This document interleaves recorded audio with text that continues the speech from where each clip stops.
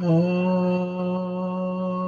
नमो भगवते वासुदेवाय। ॐ नमो भगवते वासुदेवाय। ॐ नमो भगवते वासुदेवाय। नारायणं नमस्कृत्यं नरं चैव नरोत्तमं देवीं सरस्वतीं व्यासं ततो जयमुदीरये। नष्टप्रायेषु अभद्रेषु नित्यं भागवत सेवया भगवती उत्तमश्लोके भक्तिर्भवती नैष्टिकी। कृष्णाय वासुदेवाय देवकी नंदनाय च नंदगोपकुमाराय गोविंदाय नमो नमः। जय श्री कृष्ण चैतन्य प्रभु नित्यानंद श्री अद्वैत गदाधर श्रीवासादि गौर भक्त वृंद। हरे कृष्णा कृष्णा कृष्णा हरे हरे, हरे राम राम राम हरे हरे। हरे कृष्णा। आज हम लोग भगवद गीता 13वां अध्याय का 14वां श्लोक पे चर्चा करेंगे। श्लोक इस प्रकार से है। सर्वतः पादं तत् सर्वतो च शिरोमुखं सर्वतः श्रुतिमल्लोके सर्वम् आवृत्य तिष्ठति। सर्वतः पाणिपादं तत् सर्वतो च शिरोमुखं सर्वत्र श्रुतिमल्लोके सर्वाम् आवृत्य तिष्ठति।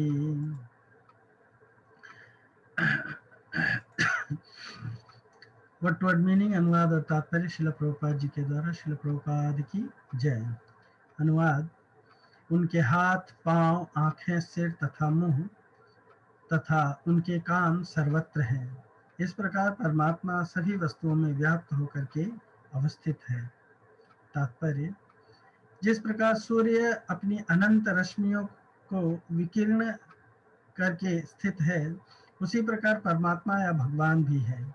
वे अपने सर्वव्यापी रूप में स्थित रहते हैं और उनमें आदि शिक्षक ब्रह्मा से लेकर चींटी, छोटी सी चींटी तक सारे जीव स्थित हैं। उनके अनंत सिर, पांव, हाथ तथा नेत्र हैं और अनंत जीव हैं। वे अनंत जीव हैं। ये सभी परमात्मा में ही स्थित हैं। अतएव परमात्मा सर्वत्र व्यापक है। लेकिन आत्मा यह नहीं कह सकता कि उसके हाथ, पांव तथा नेत्र चारों दिशाओं में है। यह संभव नहीं है। यदि वह अज्ञान के कारण यह सोचता है कि उसे इसका ज्ञान नहीं है, तो उसके हाथ तथा पैर चतुर्दिक प्रसारित हैं, किंतु समुचित ज्ञान होने पर वह ऐसी स्थिति में आ जाएगा, तो उसका ऐसा सोचना उल्टा है। इसका अर्थ यह होता है कि प्रकृति द्वारा बद्ध होने के कारण आत्मा परम नहीं है। परमात्मा आत्मा से भिन्न है। परमात्मा अपना हाथ असीम दूरी तक फैला सकता है, किंतु आत्मा ऐसा नहीं कर सकता। भगवद गीता में भगवान कहते हैं कि यदि कोई उन्हें पत्र, पुष्प या जल अर्पित करता है तो वे उसे स्वीकार करते हैं। यदि भगवान दूर होते तो फिर इन वस्तुओं को वे कैसे स्वीकार कर पाते। यही भगवान की सर्वशक्तिमत्ता है। यद्यपि वे पृथ्वी से बहुत दूर अपने धाम में स्थित हैं, तो भी वे किसी के द्वारा अर्पित कोई भी वस्तु अपना हाथ फैलाकर ग्रहण कर सकते हैं। यही उनकी शक्तिमत्ता है। ब्रह्म संहिता में 5.37 में कहा गया है, गोलोक एव निवसति अखिलात्म भूतः। यद्यपि वे अपने दिव्य लोक में लीलारत हैं, फिर भी वे सर्वव्यापी हैं। आत्मा ऐसा घोषित नहीं कर सकता कि वह सर्वव्याप्त है। अतएव इस श्लोक में आत्मा या जीव नहीं, अपितु परमात्मा या भगवान का वर्णन हुआ है। ओम अज्ञानतिमिरन्धस्य ज्ञानाञ्जनशलाकया चक्षुरुन्मीलितं येन तस्मै श्रीगुरवे नमः। श्रीचैतन्यमनोभीष्टं स्थापितं येन भूतले स्वयं रूपः कदा मह्यं ददाति स्वपदान्तिकं। वन्देऽहं श्रीगुरौ श्रीयुतापदकमलं श्रीगुरून् वैष्णवांश। श्रीरूपं साग्रजातं सहगण रघुनाथान्वितं तं सजीवं साद्वैतं सावधूतं परिजनसहितं कृष्ण चैतन्य देवं श्री राधा कृष्ण पादां सहगण ललिता श्री विशाखान्वितांश्च। हे कृष्ण करुणा सिंधु दीनबंधो जगत्पते गोपेश गोपिका कांत श्री राधा कांत नमोस्तुते। तप्त कांचन गौरांगी श्री राधे वृंदावनेश्वरी वृषभानुसुते देवी प्रणमामि हरिप्रिये। वाञ्छाकल्पतरुभ्यश्च कृपा सिन्धुभ्य एव च पतितानां पावनेभ्यो वैष्णवेभ्यो नमो नमः। जय श्री कृष्ण चैतन्य प्रभु नित्यानंद श्री अद्वैत गदाधर श्रीवासादि गौर भक्त वृंद। हरे कृष्णा कृष्णा कृष्णा हरे हरे हरे राम राम राम हरे हरे।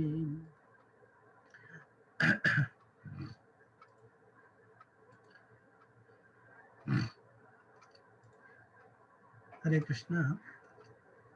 हम लोग इस श्लोक में पढ़ रहे हैं सर्वतः पाणिपादस पादं तत् सर्वतो च शिरोमुखम सर्वतः स्वतमन लोके सर्वम आवृत्य तिष्ठति। इसके पूर्व श्लोक में भगवान ने कहा था वह तत्व न तो सत है और न ही असत है ना। ये भगवान ने बताया था। ज्ञेयं यत् तत् प्रवक्ष्यामि यज्ञात्वा अमृतमश्नुते अनादि मत परम ब्रह्म न सत न असत उच्यते। तो वह न तो सत है न असत है, ऐसा कह करके ज्ञेय तत्व का निर्गुण निराकार रूप से भगवान ने वर्णन किया था। अब इस श्लोक में उसी ज्ञेय तत्व का या ज्ञेय तत्व वस्तु का भगवान जो है सगुण साकार रूप में वर्णन करते हैं। और भगवान इस सगुण साकार रूप में वर्णन करते हुए क्या बताते हैं, बड़ा ही महत्वपूर्ण पॉइंट बताते हैं भगवान इसमें कि भगवान या परमात्मा सर्वत्र सब जगह में सब कुछ है। जैसे कलम और स्याही में किस जगह कौन सी लिपि नहीं है, जानकार आदमी उस एक ही कलम और स्याही से अनेक लिपियां लिख सकता है, लिख देता है। उसी तरह से सोने की डली में किस जगह कौन सा गहना नहीं है, यानी सुनार उस एक डली में डली से एक छोटे से कण से या सोने के एक पोर्शन से कड़ा कंठी हार नाथ आदि अनेक गहने निकाल देता है। उसी तरह लोहे में किस जगह कौन सा औजार अथवा अस्त्र शस्त्र नहीं है, यानी उसमें भी हर चीज मौजूद है। मिट्टी और पत्थर में किस जगह कौन सी मूर्ति नहीं है, ऐसे ही परमात्मा सर्वत्र व्याप्त है। परमात्मा कण कण में विराजमान है, कणों के बीच के स्थान में भी विराजमान है। परमात्मा से ही यह सृष्टि पैदा हुई है, उसी में स्थित है और उसी में अंततः लीन हो जाती है। वही सब कुछ है। वही आगे भी है, वही पीछे भी है, वही नीचे भी है, वही ऊपर भी है। बीच की दूरी में भी बीच में दूसरी कोई चीज आ ही नहीं सकती है। सर्वत्र परमात्मा ही परमात्मा है। तो कहाँ से आएगी? इस बात को साधक अगर दृढ़ता से स्वीकार कर ले तो फिर परमात्मा दिखने लग जाता है। और भगवान का यही उद्देश्य है ये बताने का कि साधक जो है सर्वत्र उनका दर्शन करे, क्योंकि वास्तव में भगवान ही सर्वत्र है, दूसरी कोई चीज है ही नहीं, है ना।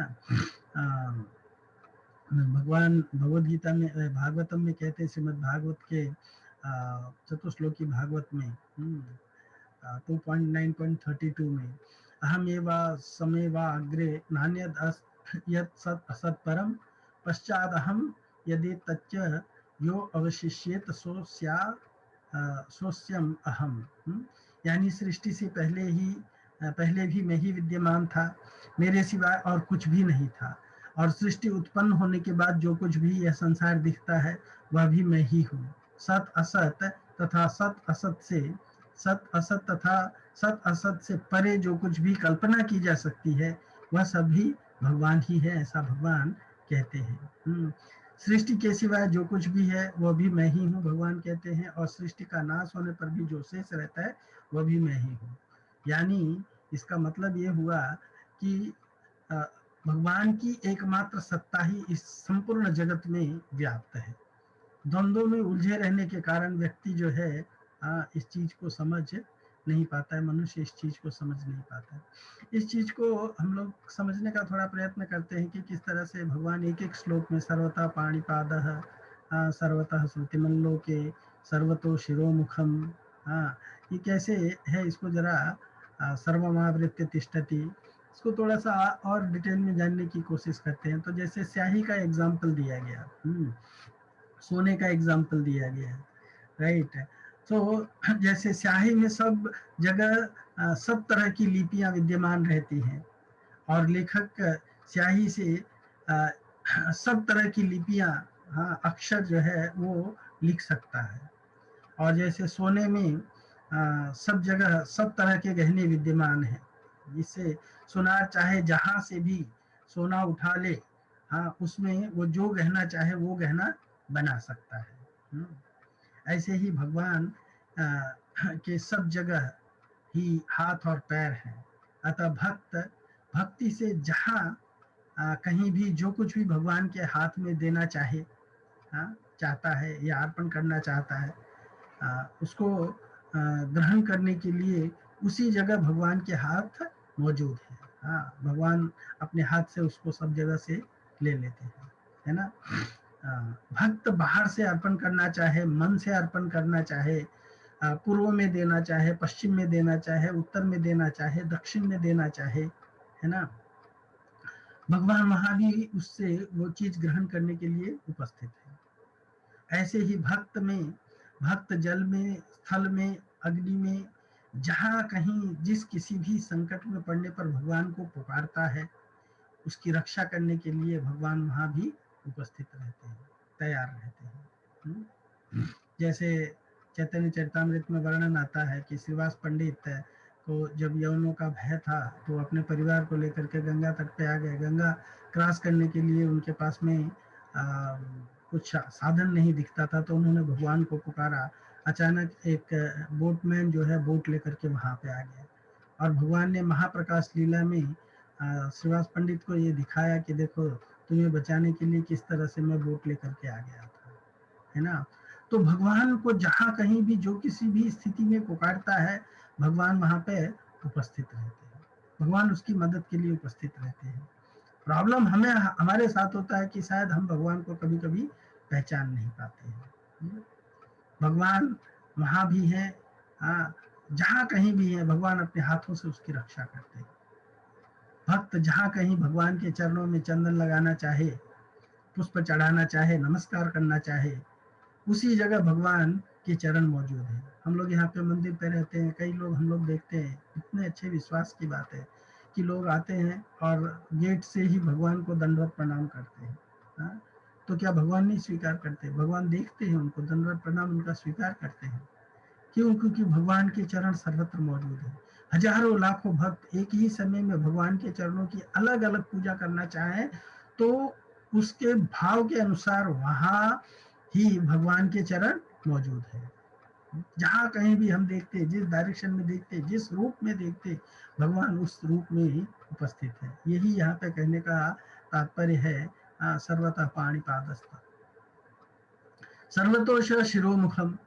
भक्त भगवान को जहां दीपक दिखाना चाहता है, आरती करना चाहता है, वहां ही भगवान के नेत्र हैं। भक्त जहां शरीर से अथवा मन से नृत्य करता है, वहां ही भगवान उसके नृत्य को देख लेते हैं। तात्पर्य है कि जो भगवान को सब जगह देखता है, भगवान भी उसकी दृष्टि में से कभी ओझल नहीं होते। जैसा कि गीता के 6वें अध्याय में भगवान ने इस बात को कंफर्म किया है। यो माम पश्यति सर्वत्र सर्वं च मयि पश्यति तस्य अहम न प्रणश्यामि सच में न प्रणश्यति। तो भक्त जहाँ भगवान के मस्तक पर चंदन लगाना चाहे, हाँ, पुष्प चढ़ाना चाहे, वहाँ ही भगवान के मस्तक है। भक्त जहाँ भगवान को भोग लगाना चाहे, वहाँ ही भगवान का मुख है। यानी भक्त द्वारा भक्ति पूर्वक दिए गए वस्तु को भगवान तुरंत ग्रहण कर लेते हैं, है ना। अगर वहां पर भगवान उपस्थित नहीं होते तो ग्रहण कैसे कर लेते। भगवान भगवत गीता के 9वें अध्याय में कहते हैं ना, पत्रम पुष्पम फलम तोयम यो में भक्त्या प्रयक्षति, तदहम भक्ति उपरहितम अस्नामि प्रयतात्मना, तुरंत खा लेता हूँ, तुरंत खा ले। जैसे मैंने अर्पण किया, भगवान तुरंत स्वीकार कर लेंगे, तुरंत उसको आस्वादन कर लेंगे। तो जब वहां है तभी तो आस्वादन कर लेंगे, है ना। तो इस तरह से भगवान के सर्वथा पाणिपाद है, सर्वथा शिव मुखम है और सर्वतः श्रुतिमत, हाँ, उनकी आंखें सब जगह है, कान सब जगह है। भक्त जहाँ कहीं भी जोर से बोल करके प्रार्थना करे, धीरे से बोल करके प्रार्थना करे अथवा मन से प्रार्थना करे, वहां ही भगवान अपने कानों से सुन लेते हैं, वहां ही भगवान अपने कानों से सुन लेते हैं। मनुष्य के सब अवयव सब जगह नहीं होते हैं, सारे अंग सब जगह नहीं होते हैं। यानी जहाँ नेत्र है मनुष्य के, वहाँ कान नहीं होते हैं, जहाँ कान है वहाँ नेत्र नहीं होते हैं, जहाँ हाथ पैर, वहाँ जहाँ हाथ है वहाँ पैर नहीं होते हैं, और जहाँ पैर है वहाँ हाथ नहीं होते हैं। परंतु भगवान की इंद्रियां, उनके अवयव सब जगह है। ब्रह्म संहिता में कहा गया है ना, हाँ, अंगानि यस्य सकलेन्द्रिय वृत्तिमन्ति पश्यन्ति पान्ति कलयन्ति चिरं जगन्ति, है ना। सो भगवान के अपने कोई भी इंद्रिय से कोई सी भी इंद्रिय का कार्य कर सकते हैं। भगवान की इंद्रियां उनके सब और सब जगह है। अतः भगवान नेत्रों से सुन भी सकते हैं, बोल भी सकते हैं, ग्रहण भी कर सकते हैं। हाँ, इसका मतलब यह है कि सभी अवयवों से सभी क्रियाएं कर सकते हैं। ऐसा नहीं है कि एक अवयव का काम दूसरे अवयव में, या एक अंग का कार्य दूसरे अंग के दूसरे अंग में विद्यमान नहीं है। भगवान के सारे कार्य सारे अंग में विद्यमान है, सारे अंग के सारे कार्य सारे अंगों में विद्यमान है, इसीलिए वो सब जगह सब कुछ कर सकते हैं, है ना। अंगानि यस्य सकल इंद्रिय, हाँ, उनके अंग जो है सारे इंद्रियों के कार्य करने में सक्षम है। क्यों? क्योंकि सर्वतः, क्योंकि वो सर्वतः श्रुतिमत लोके, है ना। उनके अवयव में सभी जगह मौजूद है, उनके छोटे से छोटे अंश में भी सब की सब इंद्रियां उपस्थित हैं। भगवान के सब जगह हाथ पैर नेत्र सिर मुख और कान, कहने का तात्पर्य है कि भगवान किसी भी प्राणी से दूर नहीं है। कारण कि भगवान संपूर्ण देश, संपूर्ण काल, संपूर्ण वस्तु, संपूर्ण व्यक्ति, संपूर्ण घटना, संपूर्ण परिस्थिति, संपूर्ण में परिपूर्ण रूप से विद्यमान है। संत लोग कहते हैं, चहु दिस आरती चहु दिसी पूजा, चहु दिस राम और नहीं दूजा। चारों दिशाओं में भगवान की आरती होती है, क्योंकि भगवान चारों दिशाओं में है ना। हाँ, चहुं दिशी पूजा, चारों दिशाओं में भगवान की पूजा होती है। भगवान के इस्कॉन ने ये चीज सिद्ध कर दिया है, पूरे वर्ल्ड वाइड इस्कॉन ने ये चीज सिद्ध कर दिया है। भगवान की हर क्षण कहीं ना कहीं इस जगत में पूजा चल रही है। यानी भगवान कहीं सो रहे हैं, कहीं खा रहे हैं, कहीं आरती स्वीकार कर रहे हैं, कहीं कपड़े पहन रहे हैं, कहीं नहा रहे हैं, हाँ, कहीं और कुछ कर रहे हैं, कहीं प्रवचन सुन रहे हैं। हर जगह भगवान हर समय में हर कार्य कर सकते हैं। चहुं दिशी आरती चहुं दिशी पूजा, चहुं दिशी राम और नहीं दूजा। सांसारी आदमी को जैसे बाहर भीतर ऊपर नीचे सब जगह संसार ही संसार दिखता है, संसार के सिवाय दूसरा कुछ नहीं दिखता है ना। ऐसे ही परमात्मा को तत्व से जानने वाले व्यक्ति को सब जगह परमात्मा ही परमात्मा दिखते हैं। परमात्मा के सिवाय उसको कुछ भी दिखाई नहीं देता है। लोके सर्वम आवृत्य तिष्ठति, यानी अनंत सृष्टियां हैं, अनंत ब्रह्मांड है, अनंत ऐश्वर्य है, और उन सब में देश काल वस्तु व्यक्ति आदि भी अनंत है। वे सभी परमात्मा के अंतर्गत है।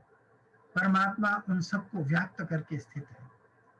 10वें अध्याय के 42वें श्लोक में भी भगवान ने कहा है कि मैं सारे संसार को एक अंश से व्याप्त करके स्थित हूँ, है ना। एक अंश से ना स्थितो जगत, एक अंश से मैं पूरे जगत को आवृत्त करके स्थित हूँ, है ना। एक अंश से मैं पूरे, भगवान अर्जुन से कहते हैं कि अर्जुन तुम्हें ये और ज्यादा जानने की क्या जरूरत है ना। मैं मेरे एक नख के अग्र भाग में मेरे एक अंश से मैं संपूर्ण जगत को व्याप्त करके स्थित हूँ। तो भगवान जो है सर्वत्र है, और यही इस श्लोक में बताया गया है, सर्वत्र पाणिपादस्तत् सर्वतोमुखे। इसके वर्षन में हम लोग थोड़ा विश्वनाथ चक्रवर्ती पाद और उनके भक्ति विनोद ठाकुर जी के तात्पर्य को जरा गौर करते हैं। भक्ति विनोद ठाकुर जी सॉरी विश्वनाथ चक्रवर्ती, श्री विश्वनाथ चक्रवर्ती पाद जी कहते हैं कि वह ब्रह्म सर्वत्र व्याप्त है। हाथ उसके सर्वत्र हाथ पैर चक्षु मस्तक मुख और कान वाला है, तथा जगत में वह वस्तुओं को व्याप्त करके स्थित है। विश्वनाथ चक्रवर्ती पाद जी कहते हैं, नन्वेवं ब्राह्मण सद विलक्षणत्वे च सद्विलक्षणत्वे सति सर्वं खल्म इदं ब्रह्म ब्रह्मो वेदं सर्वं इत्यादिं श्रुति विरुद्धेत यस्यांक्यः स्वरूपतः कार्य कारण अतीतत्वे अपि शक्ति शक्तिमतोर अभेदात् कार्य कारणम एकत्वमपि तद इत्याह सर्वतः एव पाणयः पादश्च यस्य तत् ब्रह्मादि पिपीलिकान्तां पाणिपादवृन्दे सर्वत्र दृष्टैरेव तद्ब्रह्मवासमाख्या पाणिपादे युक्तमतीत्य एवमेव सर्वतः इत्यादि। इसका अनुवाद इस तरह से है कि इस प्रकार ब्रह्म के सत और असत के विलक्षण होने के कारण सर्वम खल्म इदम ब्रह्म छांदोग्य उपनिषद का ये सुक्ति उपनिषद का ये मंत्र है। यानी ये समस्त ही ब्रह्म है। ब्रह्मो वेदम सर्वम, अर्थात ब्रह्म ही सब है। इस श्रुति वाक्य से विरोध होता है नहीं। हाँ? इस प्रश्न की आशंका का स्वरूपतः कार्य कारण से अतीत होने पर भी शक्ति और शक्तिमान के अभेद होने के कारण वे ब्रह्म कार्य कारणात्मक है, इसे ही निरूपित कर रहे हैं। इसीलिए कह रहे हैं सर्वतः ही उनके हस्तपाद आदि है। अर्थात सर्वत्र दृष्ट ब्रह्मा से चींटी पर्यंत सभी के हस्त और पाद समूह द्वारा वे ब्रह्म ही असंख्य हस्त और पाद युक्त हैं। इसी प्रकार सर्वथा आंख आदि वाला भी जानना चाहिए। सो पहले के श्लोक में ब्रह्मा को सत और असत से अतीत अर्थात कार्य और कारण से अतीत बताया गया है ब्रह्म को। हाँ, ऐसा देख करके यदि कोई यह प्रश्न करता है कि ऐसा होने से श्रुतियों में कहे गए सर्वम खल्म इदम ब्रह्म और ब्रह्मो वेदम सर्वम, इन वेद वाक्यों की सार्थकता क्या है? तो इसका उत्तर देते उत्तर यह है कि वेदांत में शक्ति शक्ति मतलब भेद अभेद, जैसे महाप्रभु ने बताया है ना, शक्ति और शक्ति में भेद अभेद का भाव है। यह सूत्र दिया गया है ना। वेदांत सूत्र में क्या कहा गया है? शक्ति शक्ति मतोर अभेद। इस सूत्र के अनुसार श्री भगवान के स्वरूपता कार्य और कारण से अतीत होने पर भी शक्ति और शक्तिमान दोनों से अभिन्न होने के कारण शक्ति का कार्य भी शक्तिमान का ही कार्य कहलाता है। इस विचार से दृश्य जगत, ये दिखने वाला जगत जो है, आदि सभी कार्य शक्ति के परिणाम होने के कारण भगवत के कार्य ही है और भगवत स्वरूप ही है। इसी विचार को समझाने के लिए इस श्लोक में ये बात कही गई है। ब्रह्म वस्तु के सर्वव्यापक होने के कारण उनके अंतर्भुक्त तथा आश्रित जीवों के हस्त चरण आदि के माध्यम से ही वे सर्वत्र व्याप्त होकर के विराजमान है। क्योंकि इस जगत में जितने भी जीव हैं सब भगवान के अंश हैं, उनसे ही प्रकट हुए हैं, है ना। तो इसलिए चूंकि जीव और शक्ति और शक्तिमान में अभेद है, तो इसीलिए शक्ति भी शक्तिमान ही है, शक्तिमान भी शक्ति ही है। तो जितने भी हम शक्तियां हैं, चाहे तटस्थ शक्ति हो, चाहे बहिरंगा शक्ति हो, चाहे अंतरंगा शक्ति हो, वो सब शक्तियां भगवान की ही प्रकाट्य है। और इसीलिए हम जीवों में जो भी प्राणी जहां भी है, जिस रूप में भी विद्यमान है, उसके हाथ पैर मुंह कान आंख नाक सब भगवान के ही आंख नाक मुंह कान है। और इस तरह से भगवान इस संपूर्ण जगत को व्याप्त करके उपस्थित है। ये एक अंडरस्टैंडिंग है। सर्वव्यापक होने के कारण उनके अनंत सिर हैं, आंख पैर और नेत्र हैं। किंतु जीवात्मा न तो सर्वव्यापक है और न ही उसके अनंत हाथ हैं। भेद भी है और अभेद भी है। उनके न तो अनंत हाथ है, नेत्र है। परमात्मा सर्वशक्तिमान है। जीव के लिए ऐसा नहीं कहा जा सकता। जिस प्रकार किरण समूह, ये भक्तिविनोद ठाकुर जी कहते हैं कि जिस प्रकार किरण समूह सूर्य का आश्रय कर प्रकाशित होते हैं, उसी प्रकार मेरे प्रभाव से ही ब्रह्म तत्व ने बृहत्व की यानी विशालता की सीमा को प्राप्त किया है। ब्रह्मा से चींटी तक अनंत जीवों के अवस्थान स्वरूप वह ब्रह्म तत्व सर्वत्र अनंत हाथ पैर चक्षु सिर मुख कर्ण इत्यादि सबको संयुक्त रूप से आवृत्त कर विराजमान है। ये श्री भक्तिविनोद ठाकुर जी कहते हैं। तो इस तरह से इस श्लोक में जो बताया गया है कि भगवान के सर्वतः पाणी पाद हाथ पैर सिर इत्यादि हैं, तो ये सब कुछ जो है ये भगवान में ही सर्वत्र व्याप्त है। और ये भगवान की विशालता को, भगवान की व्यापकता को बताने के लिए बताया गया है। भगवान की व्यापकता से हमें क्या समझना चाहिए? भगवान की व्यापकता से हमें समझना चाहिए कि भगवान अपने शक्तियों के रूप में, चाहे अंतरंगा शक्ति हो, बहिरंगा शक्ति हो या तटस्थ शक्ति हो, उस शक्तियों के रूप में इस संपूर्ण जगत को व्याप्त है। प्रभुपाद जी तात्पर्य में कहते हैं कि भगवान जो है उनकी इतनी शक्तियां हैं कि अचिंत्य शक्तियां हैं। अचिंत्य शक्ति भगवान की अनंत शक्तियां हैं और वो सारी की सारी अचिंत्य शक्तियां हैं। अचिंत्य किस प्रकार से है कि भगवान जो है कहते हैं कि वो गोलोक में रहते हैं। गोलोक एवं निवसति अखिलात्म भूत, गोलोक में रहते हैं। तो गोलोक में रहते हुए हम यहाँ पे उनको कुछ अर्पण करते हैं तो कैसे स्वीकार करने के लिए आ जाते हैं? और भगवान ये भी कहते हैं कि मैं वृंदावनम परित्यक्तम पदम एकम न गच्छन्ति, वृंदावन छोड़ करके मैं एक भी पद आगे नहीं जाता हूँ। तो फिर सर्वथा कैसे हो सकते हैं? यही उनकी अचिंत्य शक्ति है। और इसी अचिंत्य शक्ति को समझाने के लिए सर्वथा पाणिपादस्तम सर्वतोत्र शिरोमुखम सर्वतम सत्मन लोके सर्वम आवृत्य तिष्ठति, ये पॉइंट जो है इसको बताया गया। और इस चीज को जो व्यक्ति समझ लेता है उसको भगवान के अचिंत्य कार्यों में, अचिंत्य शक्तियों में पूरी तरह से जब विश्वास हो जाता है, और जब विश्वास हो जाता है तो फिर उसको भगवान के ऊपर किसी भी प्रकार का डाउट नहीं रह जाता।